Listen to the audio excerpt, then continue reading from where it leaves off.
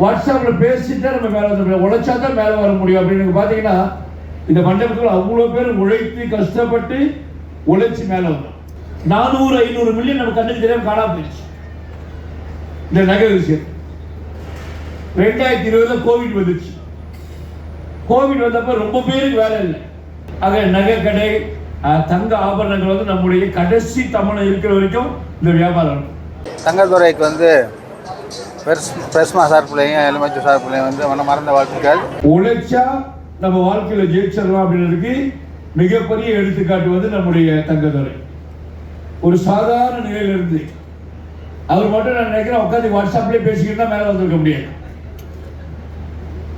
வாட்ஸ்அப்பில் பேசிட்டே நம்ம மேலே வந்து முடியும், உழைச்சா தான் மேலே வர முடியும் அப்படின்னு பார்த்தீங்கன்னா இந்த மண்டபத்தில் அவ்வளோ பேர் உழைத்து கஷ்டப்பட்டு உழைச்சி மேலே வந்தோம். நம்முடைய சமுதாயத்தை பொறுத்த வரைக்கும் நிறைய தங்கத்துறைகள் உருவாகுது. அது இந்த நகை கடை அஜய் ரசூல் சொன்னது நகை கடை பார்த்தீங்கன்னா முழுக்க முழுக்க நகை கடை வந்து நம்முடைய சமுதாயம் சார்ந்த ஒரு வர்த்தகம். ஒவ்வொரு இந்திய குடும்பத்திலையும் ஏதாவது ஒரு நகை. ஆனா நம்ம கண்ணுக்கு தெரியாம இந்த ஒரு 5-4 வருஷத்துல 400-500 மில்லியன் நம்ம கண்ணுக்கு தெரியாம காணாம போயிடுச்சு இந்த நகை விஷயம். 2020 கோவிட் வந்துச்சு. கோவிட் வந்தப்ப ரொம்ப பேருக்கு வேலை இல்லை. அன்னைக்கு அஜய் ரசூல்ட்டு நகை வாங்கினேன். நான் ஒரு கிலோ வந்து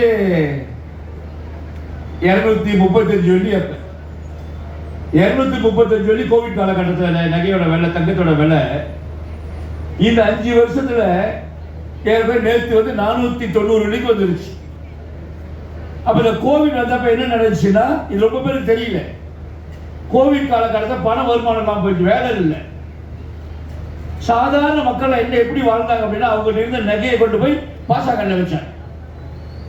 அவங்க வச்சப்ப நகையோட விலை வந்து 235 வெள்ளி தான்.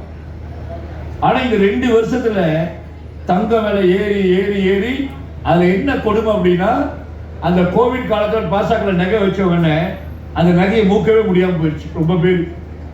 ஏன்னா வருமானம் இல்லை. 6 மாசத்துல நகை முழுகிறோம். கோவிட் 1 வருஷம் 1.5 வருஷம் வேலை இல்லாம இருக்காங்க. அப்ப யாரெல்லாம் பாசக்கல்ல போய் நகையை வச்சாங்களோ அவங்க வச்சப்ப இருந்த விலையை விட இந்த 4-5 வருஷத்துல 200-300 மில்லியன் அதிகமா போயிட்டு அந்த நகையெல்லாம் எடுக்க முடியாம போயிடுச்சு. அது பாசக்கடை நீங்க பாத்தீங்கன்னா அதிகமா பாசக்கடை வைக்கிறது நம்ம சமூகத்தை சேர்ந்தவங்க தான். ஆனா பாசக்கடை எல்லாம் சீனர்களுடைய கட்டுப்பாட்டில் இருக்கு.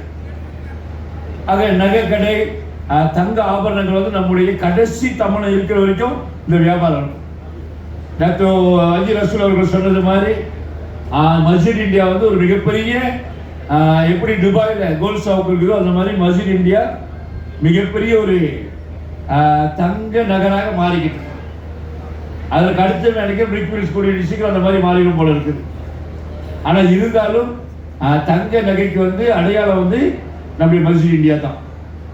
அதுல நம்முடைய தங்கத்துறை வந்து இன்னைக்கு நீங்க பாத்தீங்கன்னா இந்த மஸ்ஜித் இந்தியால பேர் சொல்லக்கூடிய அளவுக்கு வளர்ந்துருக்காரு. சாதாரண வளர்ச்சி, மிகப்பெரிய வளர்ச்சி. ஆனா அவரை பத்தி தெரிஞ்சவங்க டான்சி நடராஜா தான் அறிமுகப்படுத்தி விட்டாரு.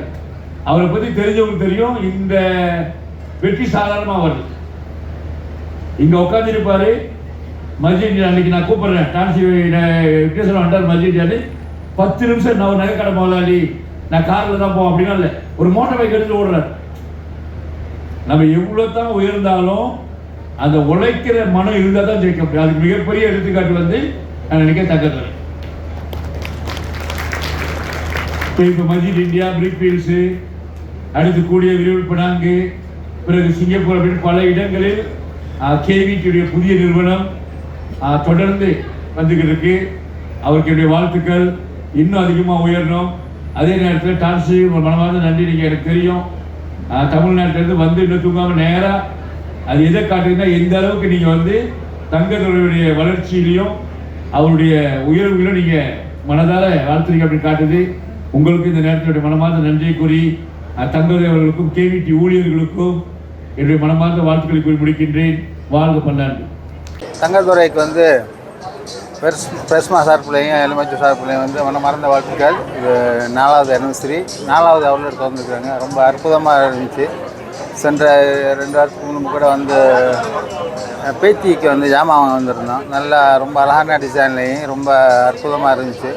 மீண்டும் இன்னும் பல கடைகள் வந்து இப்போ இதெல்லாம் மிச்ச இந்தியாவில் இருக்கிறாங்க. மற்ற நேரத்தில் வந்து மேபி நம்ம சிங்கப்பூர் பின்ன இப்போ அந்த பக்கம்லாம் வந்து இன்னும் வளர்ச்சி அடையும்னு வாழ்த்துறோம்.